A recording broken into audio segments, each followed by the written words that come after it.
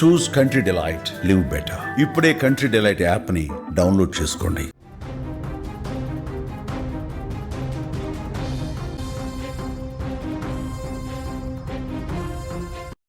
చేవెళ్ల మండలం Mirzaguda tipper bus ప్రమాదంలో మరణించినటువంటి ముగ్గురు అక్కా చెల్లెలకు అంత్యక్రియలు పూర్తయిపోయాయి. ఈ ప్రమాదం మొత్తంలో కూడా అత్యంత విషాదకరమైనటువంటి సంఘటన ఈ ముగ్గురు అక్కా చెల్లెళ్ళు మరణించడం. పోస్టుమార్టం అనంతరం తాండూరు పరిధి యాలాల్ మండలం పెరకంపల్లిలో చనిపోయినటువంటి తనుష, సాయిప్రియ, నందిని మృతదేహాలకు కుటుంబీకులు అంత్యక్రియలు నిర్వహించారు. అక్కా చెల్లెళ్ల అంతిమ యాత్రలో భారీగా గ్రామస్తులు కూడా పాల్గొన్నారు. చివరి చూపు చూసేందుకు గ్రామం మొత్తం కదిలింది. వారి తల్లి వెళ్ళిపోతున్నారా బిడ్డలారా అంటూ గుండెలు పగిలేలా కన్నీటి వేడుకలు పలికింది. వచ్చిన స్థానికులందరూ కూడా అయ్యో ఎంత పాపం జరిగిందే, ఎంత ఘోరం జరిగిందే అంటూ అక్కడికి వచ్చిన స్థానికులు పెడుతున్నటువంటి ఏడుపులు, ఆర్తనాదాలు ఆ ప్రాంతమంతా కూడా ఒక్కసారిగా విషాద ఛాయగా మార్చేసింది. ఈ ప్రమాదంలో అత్యంత విషాదకరమైనటువంటి బాధాకరమైనటువంటి అంశం ఏదైనా ఉందంటే ఈ యొక్క ముగ్గురు అక్కా చెల్లెళ్ళు యువతులు మంచిగా చదువుకొని జాబ్ చేసి రేపొద్దున ఉన్నత స్థాయిలో ఉండవలసినటువంటి ఈ ముగ్గురు చేతికొచ్చినటువంటి బిడ్డలను కోల్పోవడం ఆ తల్లిదండ్రులకు తీరని శోకంగా మారింది. అక్కడికి వచ్చినటువంటి బంధువులు కూడా, కుటుంబీకులు కూడా వారి ఆర్తనాదాలు, శోకాలు, అక్కడ వారి గుండెల్లో ఉన్నటువంటి బాధ పెకిలించుకొని వస్తున్నటువంటి తీరు అక్కడికి వచ్చిన స్థానికులను కూడా కలవరపెడుతుంది. ఒక్కసారి ఆ తల్లి ఆవేదనను చూడండి, ఎంత భావోద్వేగంతో, అసలు ఆ ఆవేదనను కూడా వర్ణించలేనటువంటి విధంగా ఆ తల్లి భావోద్వేగాన్ని మనం ఒకసారి చూద్దాం.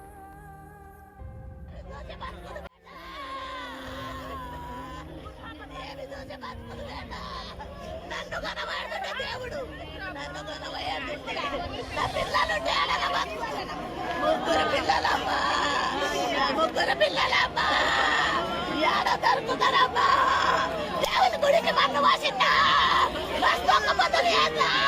ఉపసంతమైంది మందిని కానీ నేను ఇప్పుడు ఎవరికి చెప్పుకుంటూ నా పిల్లలు చూసి బతుకులు వేట, ఏమి చూసి బతుకులు వేట, నన్ను కనబడుతుంటే దేవుడు నన్ను కనబోయాడు, నా పిల్లలు తేడగా బతుకుతాను. ముగ్గురు పిల్లలమ్మా, ముగ్గురు పిల్లలమ్మా. కన్న పేగు ఆవేదనది, తల్లి శోకిస్తున్నటువంటి తీరు. 5 పిల్లలలో 3 పిల్లలని ఎట్ ఏ టైం తీసుకుపోవడం అసలు ఏమాత్రం కూడా వారికి అర్థం కావట్లేదు. రకంగా నన్ను తీసుకుపోయినా పర్వాలేదు, దేవుడా నా పిల్లల్ని ఎందుకు తీసుకువెళ్ళామని ప్రశ్నిస్తున్నటువంటి తీరు అక్కడికి వచ్చిన వారందరినీ కూడా తీవ్ర ఆవేదనకు గురి చేస్తుంది. ఆ తల్లి బాధను ఎవరు కూడా తీర్చలేనిగా మారింది. తనని సర్దు చెప్పడానికి కూడా ఎవరికి ధైర్యం చాలనటువంటి పరిస్థితి ఏర్పడింది. ఒకరు కాదు, ఇద్దరు కాదు, 3 ఆడపిల్లలు చేతికి వచ్చినటువంటి ఆడపిల్లలు కంటికి రెప్పలా కాచుకున్నటువంటి ఆ తల్లి ఈరోజు ఆ 3 పిల్లలను కూడా ఈ ప్రమాదంలో కోల్పోవడం పట్ల తీవ్ర ఆవేదనకు గురవుతుంది. ఇంకా ఆ దేవుడి పైన కోపాన్ని రగులుస్తుంది. నన్ను తీసుకువెళ్ళినా పర్వాలేదు, నా పిల్లలని ఇలా తీసుకువెళ్ళా, 3 పిల్లల్ని ఎట్ ఏ టైం కోల్పోవడం ఏంటనేటువంటి ఒక బాధను, ఆ తల్లి ఆవేదనను అక్కడ వెలుబుచ్చుతుంది. తల్లితో పాటు అక్కడ తండ్రి కూడా తీవ్ర శోకంతో బాధపడుతున్నాడు. నిన్నటి నుంచి కూడా ఈ ప్రమాదం జరిగిన క్షణం నుంచి కూడా కాసేపు తనకు అర్థం కాలేదు ఆ తండ్రికి ఏం జరిగింది, ఏంటి 3 పిల్లలు చనిపోయారు అని ఆశ్చర్యానికి లోనై కాసేపు తను దాన్ని డైజెస్ట్ చేసుకోవడానికి చాలా సమయం పట్టింది ఆ తండ్రికి.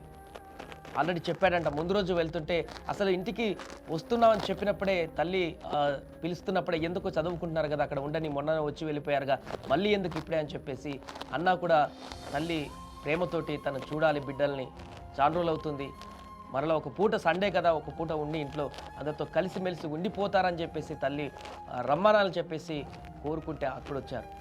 ఆ తర్వాత సండే నైటే వెళ్ళిపోతా ఉన్నారంట. తల్లి ఇంకొక పూట ఉండండి బిడ్డ, మళ్ళీ రారు కదా, మీరు హైదరాబాద్ సిటీలో ఉంటారు, ఒక పూట ఉండండి అని తల్లి తన పిల్లలతో గడపాలి, కాసేపు ఆనందంతో ఉండాలని చెప్పేసి అనుకున్నటువంటి ఆ యొక్క తీరు నెక్స్ట్ డే బస్సులో వెళ్ళడానికి కారణమైంది.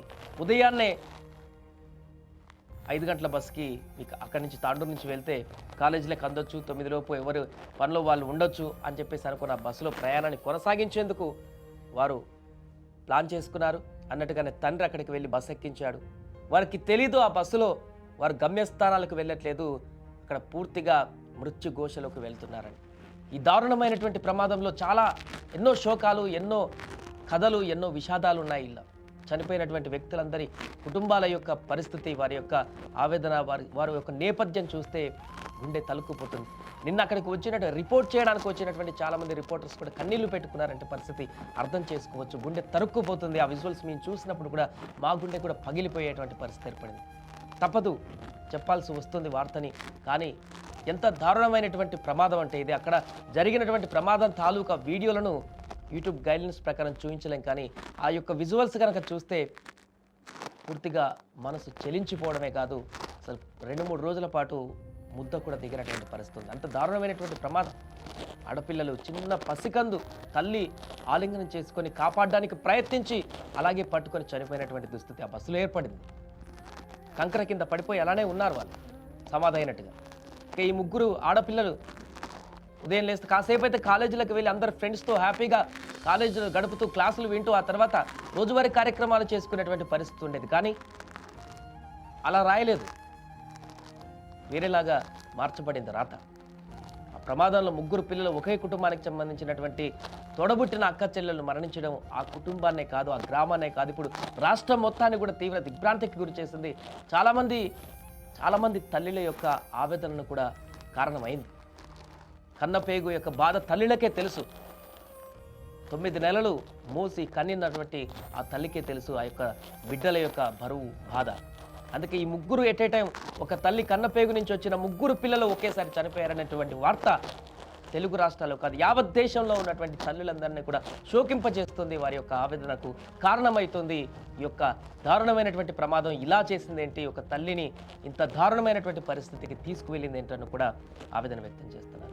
ఏదేమైనా కూడా మొత్తానికి అంత్యక్రియలు కూడా పూర్తయిపోయి అక్కడ తీవ్రమైనటువంటి భావోద్వేగంతో కన్నీటి పర్యాంతంతో తుది వీడుకోలు పరిగారు అక్కడికి వచ్చిన వాళ్ళంతా కూడా.